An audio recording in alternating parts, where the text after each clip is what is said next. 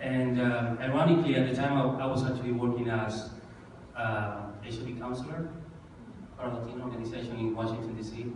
When I was diagnosed, I was just getting a routine test. I wasn't expecting to test positive at all. So I wasn't mentally prepared for that. It was really traumatizing because as a Latino man, a Latino gay man, I had already failed my family when I first came out as gay. My culture is not, you could be anything. You can beat up women, you can bully people, but you cannot be gay or have HIV. So when I was diagnosed, more than the fact that I was being diagnosed with HIV, I was actually faced with the reality that I had to tell my family that I had contracted HIV. And I felt extremely guilty and ashamed for it. That actually followed me for the next 4 years after I was diagnosed. In 2010, I refused to go to the doctor, and I got an opportunistic infection because I refused to take medication, because taking medication would mean that at some point I was going to have to take my medicine from my family, which I wasn't willing to do because I didn't want to hurt them again. Time went by. My doctor actually told me that I needed to start treatment or I was going to die. And it wasn't only until I got rash that the pain didn't allow me to eat anymore. Because when I decided that it was time for me to actually take charge of my health, and I did. A few more years went by. I told a couple of my friends about my situation. They were very supportive. I think I was really blessed about that. They really were caring and loving and embraced my HIV with me, which was really helpful. But I couldn't still tell my family.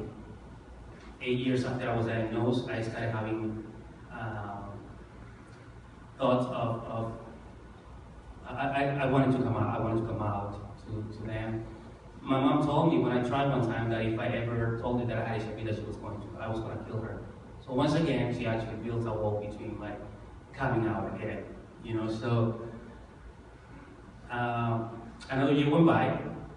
Exactly a year ago, I had a conversation with my husband, and I told him that I really wanted to come out because 2 years ago I started working in the HIV prevention field, and I'm like, why is it that here I am testing people and telling them that it's okay to be, that you can be okay even if you are HIV positive, and I'm trying to combat HIV stigma, but I'm still in the closet about it, you know, feeling ashamed and feeling guilty about it.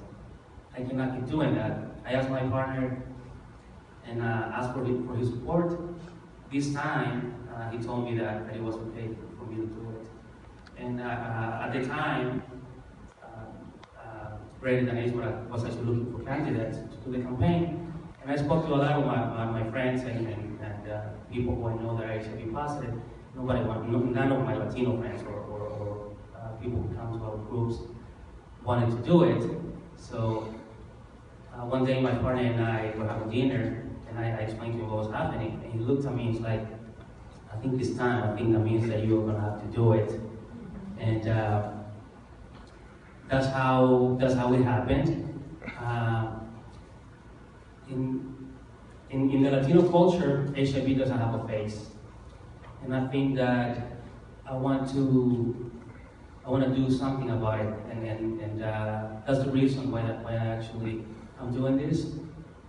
If I'm able to inspire one life, if I'm able to change someone's heart and help them in any way to understand that it is okay to have HIV and you can still be healthy and happy and married and be loved again and be able to love someone else, I'll be actually satisfied.